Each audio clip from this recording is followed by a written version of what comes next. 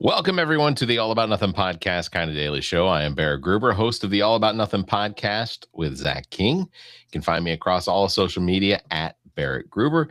With me is the host of the podcast Black, White, and Blue in the South with Dr. Jamil Brooks. It's Bill Kimler. You can follow him across all social media at Political Bill SC. If you want to participate in the show, you can chat with us on YouTube, Twitch, or Facebook. You can find links at the top of our webpage, theallaboutnothing.com. Please follow and subscribe wherever you're hearing us. Let's get started. Bill is doing super fantastic because they released an absolutely terrific episode with Brandon Brown today. That was really good getting to meet him and know him. He's a neat guy. Yeah. Didn't know anything about him prior to the episode, and then we spent a good hour with him, and neat dude. I liked him. Yeah, I agree. I noticed at the end that you and Jamil discussed your endorsements. It sounds like you two might differ when when you decide which candidates you are going to. We talked about it over lunch, and I don't know if it's going to be the next episode, but one episode soon, we will tell you what transpired over that lunch. Okay. All right. Well, that sounds good. But our coveted endorsement is up in the air. I think, okay. So in 2022, we endorsed every candidate that came on the show because we only had candidates that were running in the actual general election. Yeah. By the time you had Lisa Ellis on, she was out of the primary and on to the general. So you didn't have any primary candidates is what you're saying. That's right. But did you endorse the Henry McMaster poet guy? Did you endorse him? I don't think we did. You laugh. That is still our absolutely most popular episode on YouTube. Like the most popular episode on YouTube. Yeah. Don't know why. I don't know if I look at the 83 episode history we have, and the number one episode was a random interview, like part one of our interview with Sevi Alvarez, who was running for state senate against Josh Kimbrell, I believe. Really? Back in the day. Yeah. And it was a two-parter. He was a great interview. It was a fun episode, but that part one is getting downloaded to this day 2 years later. And it is number one in downloads by like a factor of 10 over everything else. I have no idea what's in that episode that has caused it to get so many downloads even to this day. I've listened to it again. I go, okay, it was fine, but I don't know if some celebrity shared it that I never saw. If it hit I just don't know. Yeah, maybe. It's entirely possible. When you get a chance, you have to hop over to the YouTube version of this episode and see what the results are with the new equipment, the new cameras. Okay. Kind of a more polished look and feel on the video feed. I'm pretty proud of it. It was fun to do. I will do that. Of course, I'll tell you the raw files went from taking around 12 gig an episode to around 30 gig an episode. Yeah. Yeah. So I've got some massive disk space issues I got to start to figure out. Yeah. I have multiple terabyte hard drives that I have one for when we were doing What the Pod, but I have one for What the Pod. I have one for All About Nothing. I have one for Preach's show. I have one for Politically Speaking. And then I have online storage space for Ami's Welcome to Wonderland, which she and I discussed this past weekend. That is going to be coming back good in March. So there will be new episodes. Now she has to catch up for the months that she missed. Those are the rules. You have her number. You tell her. It's not going to be me. I've got this OCD about me that, I manage a whole bunch of social media accounts, and every one of them has to have a post a day. And it's just like this mental thing. Some days I get to it. Some days I don't. Some days, some weeks are bad weeks where I'm just not at my computer all day, or I fall 3 days behind. I will catch up. I keep track of how far behind I am and will continue to plow through it until I finally reach caught up. There's just a mental defect in me that can't let that go. No, I get that. That's when I get up in the mornings, if I haven't scheduled stream, the shorts and whatnot for the day, then that's literally the first thing I'm doing as my coffee is brewing. I'm standing in the kitchen, literally pulling down shorts and posting them or scheduling them. And I want to say, like, on a Wednesday, because we promote your podcast, we promote Tamara and Heather's The Awakening podcast, because they have new episodes that come out every Wednesday. We promote those. Then I do at least 3 shorts, maybe 1 or 2 from this, and then one or 2 from the regular release episode. Today's regular release episode short was Zach actually painting my beard.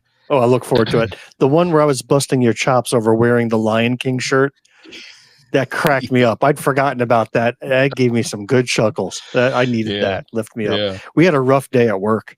Oh, really? 30% of my team was let go yesterday. Oh my gosh. So I manage a team of 90 engineers around the globe, and we lost over 20 of them in a single day. And it was rough. It was rough. That is something that I don't think enough people are acknowledging is how the jobs market is really taking a massive hit under Donald Trump's second term. Some of it has to do with tariffs. Some of it has to do with the fact that there are a lot of international companies. I think that was the correct word. Terrorists. Yeah. I think you have invented something, because they are wrecking this country. They're destroying this country. They are terrorists. Clip that. Tariffs. But there are a lot of companies that are not looking to do business with US based companies right now. And that is creating a gap in the job market when it comes to the business that we used to be doing. My company has also seen, we haven't had any rifts, but we have had reductions in scope from clients, not necessarily because they are looking to reduce what we're doing, but because they are taking a hit internationally, and it's having an impact. And I actually, it's devastating to lose so many people. In the early 2000s, I think I was riffed at Blue Cross twice. I was riffed from the next job I had. When did it become riffed and not fired? We used to be fired or let go. Well, now we're riffed.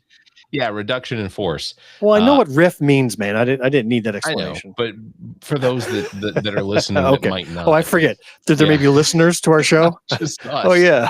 I just thought we were lonely and talking to each other a couple times a week. I see 3 of them over here. I see 4 of them over here. I see 6 of them over here. So we're rude. Who are these freaking peeping toms? I don't. Creepy, Bill man. and I just get together to talk. But in each one of those riffs, I wasn't being fired because they gave me the opportunity to find something else inside the company, and ultimately a lot of us that were under that reduction were given priority. The company that I'm with now, the scope reduced on the project I was on, and I got moved off of that project. One, because the project was coming to a close anyhow, and I'm very expensive to keep on a project. But as well, a lot of other people in the US did, because the work for our company overseas is much less costly to the budget, and it allows for the budget to have a higher revenue, or the project to. I actually yesterday really started the process of moving over from the department that I'm in, under the cost center that I'm in, to a new cost center that was looking for some of the expertise and experience that I have in SQL and Clarity and things like that. So I'm being moved to a different department that apparently hasn't had a reduction in force at all, ever, in the history of our company, which is 25 years or so. But so I'm benefiting from the fact that I am no longer on that other project, which I am so grateful for. Well, I'm watching the Republican social media feeds, and they're running around in circles cheering the jobs report from January, where they quote unquote gained 144,000 jobs. Sure. Whereas this month last year, it was over 250 under, Biden's last month. But Right. they ignore that. And then they ignore the fact that in all of 2025, they revised the numbers down to where there was absolutely zero net jobs for the year. Yeah. For Trump's first year, zero. And there's just nobody believing the jobs numbers from January. No. And I'm seeing people just applying to hundreds of jobs, getting no responses. The unemployment rate, nobody's believing that number. This is an administration that has no qualms about lying directly to their faces. And so all we can know is what we know in the streets, and you can't erase that. Yeah. And it's interesting because like I have friends that are conservative and MAGA and Republican, whatever, that they will talk about in their social media posts how great the economy is doing. Why can't Democrats just get on board? Why can't liberals liberals need to just, they're always looking for excuse to not like Donald Trump. And every single time they post something like that, there will be a follow-up post of, my church is trying to help out however many number of families that aren't going to be able to pay for groceries this year because the husband's lost his job. Or those same people are posting GoFundMes the very next day to help with healthcare costs. You all mentioned it in your episode. The fact that GoFundMe is now almost considered an essential part of the healthcare system. Oh, not just healthcare. I read where the CEO of GoFundMe says that he's been noticing a disturbing trend where people are now creating GoFundMes for groceries, for rent, for the basics. I mean, not that healthcare isn't a basic, but that's typically where you would see people raise a GoFundMe to help with medical bills. But now it's with groceries and gas and mortgages and rent. It's a sad, sad time. And it's all coming crashing down. I would be curious to know the number of people that are using GoFundMe to potentially help them just with living assistance that are also solidly against the idea of socialism, because I hate to, burst their bubble, but literally GoFundMe is a socialist social media. Have you ever created a GoFundMe before? And not just say for yourself, but even for somebody else. I mean, no, I've never done one that was with the intent of actually helping someone. I think I've told you the story before, but we received 1/10 of a Bitcoin from a listener. He sent me he gave me the instructions on how to create. Was that before or after the recent crash? That was way before the recent crash. This was back when Bitcoin was around 24,000. All right. And so I was able to log in. I confirmed that we received the 0.1 of a Bitcoin, and went through the process of trying to get that out. And the first thing that it popped up with, it says, if you want to withdraw your Bitcoin, you have to create a premium account, which means you have to pay for a premium account. I think it was like $200. I didn't have $200 to throw at a Bitcoin. So I was like, I'll create a GoFundMe to see if we can get people to raise the $200 necessary to try and to grab this Bitcoin out. Didn't raise, I didn't promote it. I just tossed it out there. So there is still 1/10 of a Bitcoin sitting out there that's worth what, $5,000 potentially now? It was worth like 10 because.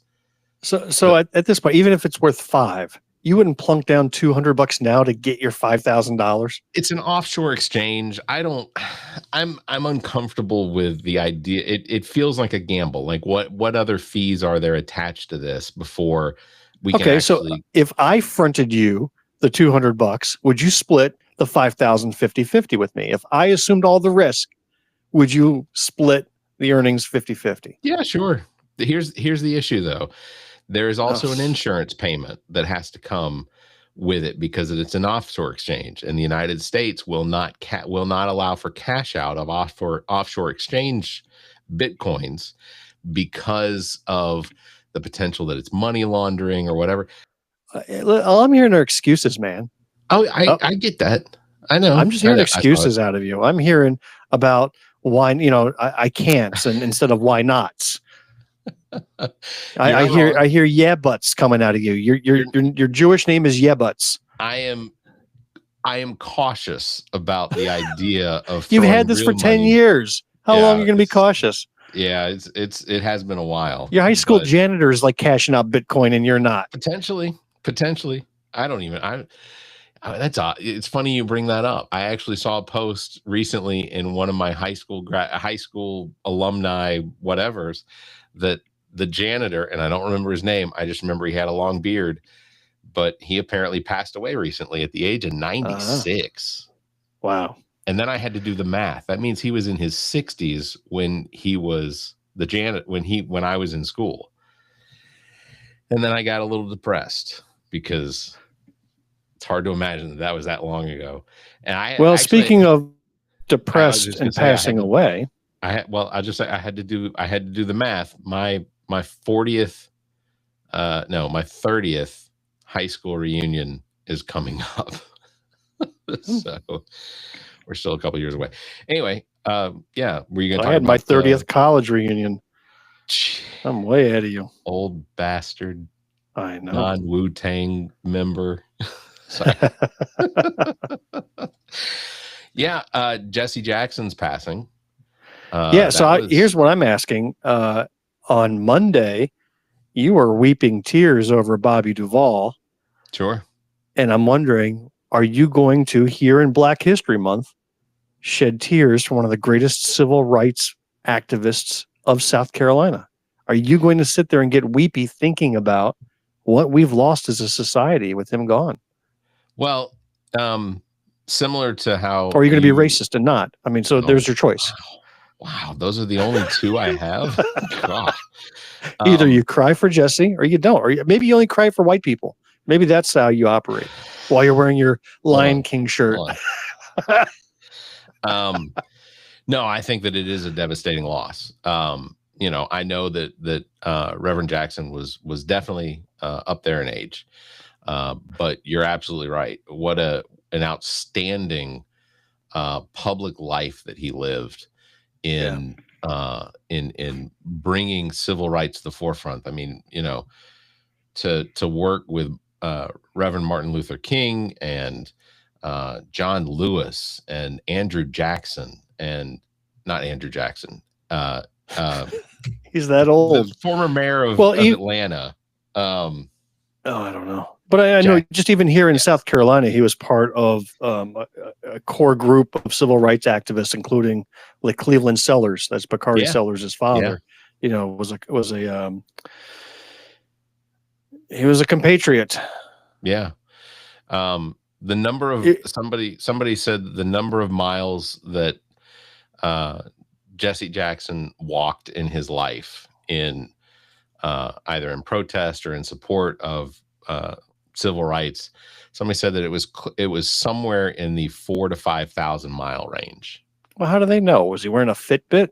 I don't know. I think that there was some sort of database that kept track of the number of miles that were walked for. Yeah. But he would walk in parades and protests, sometimes 7 days a week, No, I saw Jesse Jackson in person. I can't say that I ever shook his hand, but there was a fundraising dinner in Columbia 3-4 years ago, and Jesse Jackson was the keynote speaker. Now, Jesse wasn't doing well at the time then. Yeah.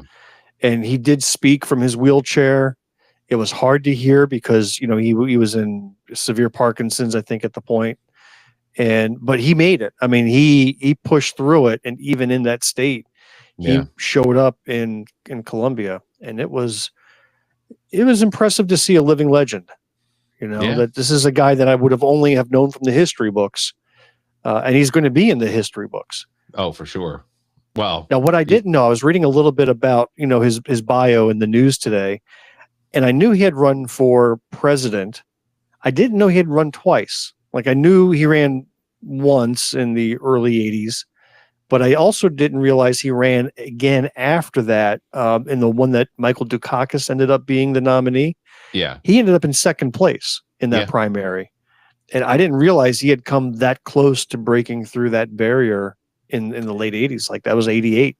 I knew that I remember that he had run in 88. I remember that Dukakis was the nominee that came out of that. I knew that he had run twice. I didn't realize it must have been the 84 election. That like 84 is what I remembered, but I didn't remember him running again in 88, and he did better in 88. Yeah. In fact, I think he had tripled the number of white voters that voted for him that second time around. And I remember that election as being one of the dullest elections ever. Dukakis versus Bush Sr. Just terribly, terribly dull.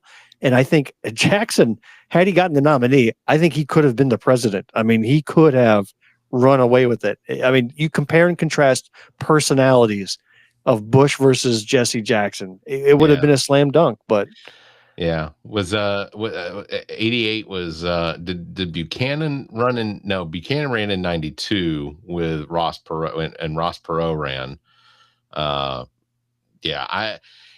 88 was about the time I was only 9 years old, but that was when I became sort of politically cognizant, because my parents were pretty heavily politically and motivated. But that was the one I remember. And then the first election I ever got to vote in was 2000, because I was 8. I turned 18 in 70 or 90, 97, 97. So it was the 96 election had already happened. Absolutely. I'll say the same I said for Robert Duvall. I hope that wherever Jesse Jackson is that it's peaceful, and it's where he is deserving to be with all the good that he tried to bring about. So now, in interviewing U.S. Senate candidate Brandon P. Brown, he had done a fundraiser here and co-campaigned with Jesse Jackson Jr., who was running for Congress out in Illinois. Yeah. And I didn't know Jesse Jackson Jr.'s history. So as I'm reading and doing the research, I didn't know that Jesse Jackson Jr. had spent time in prison, that he was a congressperson, was charged and convicted of misuse of campaign funds, did time along with his wife. Wow. And they didn't do it concurrently. The judge allowed him to serve a few years or how long he served, and then she got to serve after him so that there'd be a parent at the house. He's trying a comeback. Now he's trying a comeback and running for Congress again. At some point in the history of the United States, there has been accountability and repercussions to breaking laws by political figures. Well, only to Democrats. Oh, only to Democrats. Gotcha. Yeah. Okay. No. So that's when I had asked Brandon Brown about, was it intentional to be campaigning publicly with somebody who had a history? Now, I didn't know that history. Yeah. Jamil knew it. Jamil's like, oh, of course. Yeah, everybody knew. I'm guessing maybe every black voter knew, because you're following Jesse Jackson's family a little more closely. But I had no idea. I didn't even know there was a Jesse Jackson Jr. until just recently, to be honest. I know George Foreman's got some juniors. Yeah, he does. But Brandon, I thought, gave a great answer to that. He talked about we're supposed to be the party of second chances, and fine. And it was a conscious choice, and they'll live with it. I thought that was interesting, though. Yeah, it was a really good interview, and if you haven't listened to it yet, you absolutely should check the show notes. No, I did listen to it. I was there, and then I edited the show afterwards. To it. I'm guessing you listened to it, hours and hours of it. But it was a fantastic episode. People need to go listen to that. I was gonna bring this up, and then I was gonna bring this up, and then I saw breaking news that apparently we have sent 30 plus F-35s and other jet fighters to the region around Iran. This, of course, on the heels or preempting our episode that comes out this Monday with Zalal Habibi, who is part of the resistance in preempted. Iran. Well, yeah, because the episode comes out on Monday. Trump sent war jets to Iran. Oh, I thought preempted mean you're not doing the show because of the jets. You know what? You're right. Prior to. Okay. Which in the episode, I got to know if she went into hiding or she's in a bunker now, waiting for the jets to start bombing, or she had some information that we didn't know. Luckily, a lot of the resistance is being led from outside of Iran. She's never actually, in the interview, never actually even stepped foot in Iran. She was born in Washington, D.C. Her father was killed in the 1988 political massacres. So she's never actually gotten to be in the country of her family's origin. And is that releasing this upcoming weekend, Monday? It's the next episode? Oh, correct. Good. Correct. So but the fact that Trump is sending war jets to Iran and potentially looking to wreak havoc in Iran is once again just another distraction away from the Epstein files. And the fact that he and the rest of the monsters that surround him, it's just, that's the part that people should be crying over, is the fact that we have a president that there is loads and loads of evidence that his own Department of Justice is attempting to hide information about what this man and others did to children, and we're gonna wind up starting a war with a country just to distract us away from it. When do you think the next episode would be where we never mention the word Epstein? How many more episodes will it take before we don't bring it up once? I can't think of the last time we've done. I mean, every episode has had a mention of Epstein at least once somewhere. Yeah, you're right. I'm gonna say, I don't know. I think we'll still be talking about Epstein even after Trump is dead. I want to travel back in time to the 50s and just tell Edwin R. Murrow, some journalist of respect, and say, listen, I got a story for you. The year is 2026. Let me tell you what's going on. I was going to say, and just watch him flip his shit. You're like, are you kidding me? You have to open it with, I'm a time traveler. That'll be the least shocking thing that I tell him. Probably. Yeah. No, could you imagine, someone at some point is going to be in charge of writing the history that gets published in school books after this. And I can't even imagine how difficult it's going to be to try and fit in everything between 2017 and 2020, and then 2025 and 2029. It is going to be absolutely 100 years from now, maybe not even 100 years from now, it's going to be absolutely recognized as one of the darkest times in our country's history and the world. Well, speaking of darkest times, how are things with you in Lexington? I mean, I saw the news that the Lexington annual Peach Festival has been canceled. I saw that too. I want to make sure you were okay, because that's a big deal. You want to know a secret? I think I've been to it in my 25 years here. I think I've been to it twice. And the only reason I went the first time was because I got dragged to it, because it's the 4th of July and it's 105 degrees out. Yeah, I'm not peaches. I'm not a big parade fan, but they do have peaches. But the peach ice cream, and I can't remember who served the peach ice cream, but that was always really good. You can usually come home with a pizza pie, a pizza pie. My mother just sent me a text message, and she said that she actually met Jesse Jackson a couple of times. Andrew Young was the mayor of Atlanta. John Lewis, she met Maynard Jackson also, but she never got to meet King, Reverend King. So. Yeah, well, she hasn't met me yet, so her life is still very incomplete, I have to say. I can guarantee you I am going to get a text message about that too. Okay. You are actually halfway between us. You could just go to Winder, Georgia and go visit her. Oh, I thought you were talking about in terms of age. You were talking about physical location. No, you could be one of her sons, I promise. Her birthday, actually, I'll give an early happy birthday to my mother. I won't say how old she is. I'll just say that the Torah was still called the Torah yeah. I'm just kidding, Mom. That isn't true. Sorry. I'm going to suffer from that one.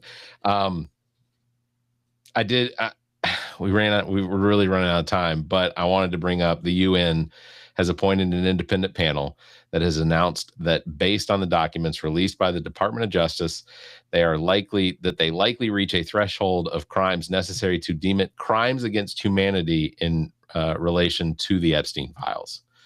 That essentially what Jeffrey Epstein and Donald Trump and everyone else that is alleged to have done these horrible things, the UN is now recognizing it as crimes against humanity. And I get that a lot of people that support Donald Trump or that aren't going to that are going to their argument is going to be, well, who the fuck is the UN? Well, the UN is an organization comprised of 130 something nations or more, and they kind of set the tone for what's right and wrong. I'm not saying they do it great, but they have a pretty good history of trying to find. If they get too close or they get a little too close to Trump, Trump's shutting the UN down. Yeah. I mean, it's in New York City. He's just going to claim it as, you're no longer welcome in the United States and shut her down. Yeah. Yeah. That would not surprise me in the least. The international community is taking action to the information that's coming out in these files. And the fact that investigation was run here in the United States, and our country, our leadership, our government is just flat out ignoring it. Yeah. That they would rather hide behind a war in Iran or the kidnapping of a president of Venezuela or saying that we're going to attack Cuba. It's just incredibly disturbing. How about that I don't know if they call it the Board of Peace or whatever that thing is that Trump created, that he's made himself the chairman of, right? Made up of all the worst countries in the world. It's literally like the Legion of Doom from the comic series. He's created his own Legion of Doom. And what does membership cost? Was it $5 million? Like $1 billion. It was like $1 billion. $1 billion. Yeah. So you put $1 billion in the pot to even join. Yeah. You can be a founding member, and that $1 billion literally goes to Donald Trump. It's weird. It's weird. Yeah. I cannot imagine a universe where if Obama or Biden or Clinton or even Bush had done anything like this, that the people that support Trump would support them in those efforts. It's just insane. Absolutely insane. I wanted to talk about voting, but I think we'll wait until Monday's episode, because I am getting into arguments on the internet about illegals voting in federal elections, as well as dead people voting in elections. And I have statistics. So statistics based on investigations in states across the country that do not support their argument for why we need to have. No, what happens is they find one example of a vote that was cast by a person who's dead, and don't realize that when they do the investigation, they find that this is a person who voted by mail and then passed away because they were 107 years old. Exactly. And everything was legit. So, and from that on, now they have entire cemeteries voting is how that gets expanded. So the state that they bring up all the time when they talk about dead people voting is Michigan. And in the 2024 election, there were 3 cases where a vote was cast and the date of death was after the election votes were counted. All 3 of those people. You mean before? The votes were cast before the election. The person died before the actual votes were counted. Right. So the election occurred. They died. The election occurred, but they had already cast their votes. All 3 of those individuals are believed to have voted for Trump because they were well up in their age, and every one of them that was interviewed by this TV outlet or this news outlet in Michigan all three of them, everyone said, pretty sure he voted for Trump. Pretty sure she voted for Trump. Pretty sure they voted for Trump. You know, the arguments that are made in order to change the election laws around this country that are going to drastically impact women specifically, it is voter suppression. And I'm dumbfounded how they can just be so cognitively disconnected from what reality is. So. Well, I also wanted to talk about the sequel movie that was released. Brokeback Mountain 2 was released yesterday. Have you seen it? Well, no. I saw Brokeback Mountain. Right, but Brokeback Mountain 2 features RFK Jr. and Kid Rock. Okay, I don't know if you've seen, you have seen it then, yeah. Incredibly, it didn't quite have the emotional tinge of the first film, but still very homoerotic. Yeah, and so yeah. Well, but we can talk about that next time because it's almost midnight now. I want to, we got to wrap up. I got to make sure I put that in the notes because I do want to discuss that. I want to know how long Kid Rock actually has the ability to work out from, because he looks very unhealthy to me. Maybe not physical stature, but he looks like he's dying. Robert F. Kennedy sounds like he's dying. So you combine Robert F. Kennedy looks like he's been drinking children's blood. To have a physique like that in your 70s, you have made a deal with the devil and you're drinking the blood of newborns. That's the only explanation at this point. I don't remember where the video came from or when it was recorded, but the video talking about, I have managed to not get sick from bugs. I'm paraphrasing, which is crazy because I have done coke off of a toilet seat. Yeah, we played that clip in our last episode. We talked about that at the end. Yeah, that was where again, you want to watch it? Go to our YouTube channel. You can watch it for yourself. It's crazy. Well, there's your assignment, America and world. Go check out the Black, White, and Blue in the South podcast that released today. It was fantastic. Brandon P. Brown is absolutely a fantastic guest, and I think he's going to give the other candidates running for Senate here in South Carolina a run for their money, for sure. He speaks exactly, everything he says is exactly what I want to hear.